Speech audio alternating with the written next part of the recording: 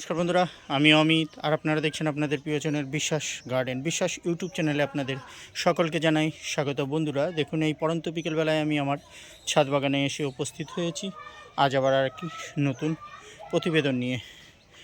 আজ এই বিশেষ প্রতিবেদনে আমি তুলে ধরব যে আমরা গাছে যে মাইক্রোনিউট্রিয়েন্টগুলো ব্যবহার করি তার মধ্যে যেটি গুরুত্বপূর্ণ যেই মাইক্রোনিউট্রিয়েন্টগুলো আমাদের গাছে প্রয়োগ করতেই হবে। আমি আমার ড্রাগন গাছের ব্যাপারে বলছি।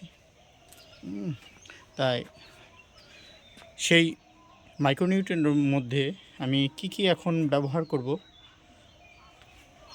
সেগুলো দেখে নিই, চলুন। দেখুন বন্ধুরা,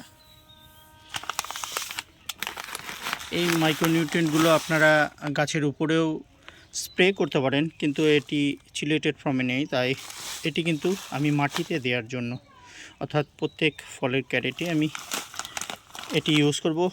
এটি হচ্ছে জিঙ্ক। দেখুন, এটি গ্র্যানুয়াল ফর্মে রয়েছে, তাই এটি আমি মাটিতে অর্থাৎ টবের গোড়ায় আমি ইউজ করব। এবং এর সাথে আমি যেটি ইউজ করব, দেখুন, এটি হচ্ছে বোরন। দেখুন, এগুলো ছাড়া আমি মাঝে মধ্যে বোরন এবং জিঙ্ক উভয়ই একত্রে মিশিয়ে আমি গাছের উপরে স্প্রে করি। তবু আমি গোড়ায় দেবো, কেননা গোড়ায়ও প্রয়োজন রয়েছে এবং এগুলো ধীরে ধীরে কাজ করবে। অর্থাৎ গাছ ওপরের থেকেও খাবার পাবে এবং নিচ থেকেও সে খাবার সংগ্রহ করে বেশ ফ্রুটিং সিজনের আগে ডালগুলো বেশ সুস্থ সবল মোটাসোটা হয়ে উঠবে। চলুন দেখে নিই।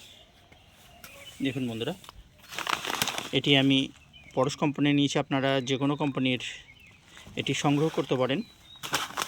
এবং এটি আমি মাল্টিপ্লেক্সে নিয়েছি। আপনাদের ওখানে যেটি সহজলভ্য হবে সেটি আপনারা নিতে পারেন।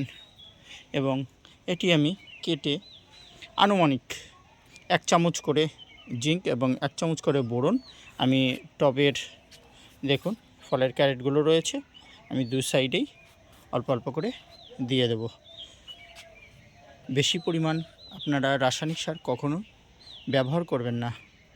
জৈব করতে পারলে ভালো, কিন্তু জৈব সারে বাগান করা একটু এক্সপেন্সিভ। বিশেষ করে আমি ছাদ বাগানের কথা বলছি, জমিতে হলে আপনারা দিতে পারেন, অসুবিধা নেই। ঠিক আছে বন্ধুরা, এই ছিল আজকের বিশেষ প্রতিবেদন। আশা করি ভিডিওটি আপনাদের ভালো লেগেছে। এই আশা রেখেই আজকের ভিডিওটি এখানেই সমাপ্ত করছি। এবং ভিডিও সমাপ্ত করার পূর্বে একটি কথা বলবো, আপনারা এটি ব্যবহার করে তারপরে জল ব্যবহার করবেন। এবং শুধু জল নয়, সেটি যদি হিউমিক অ্যাসিড সমৃদ্ধ জল হয় তাহলে কিন্তু আরও ভালো কাজ করবে। ঠিক আছে, ভিডিওটি এই অবধি রাখছি। আপনাদের দিনটি শুভ হোক। ধন্যবাদ।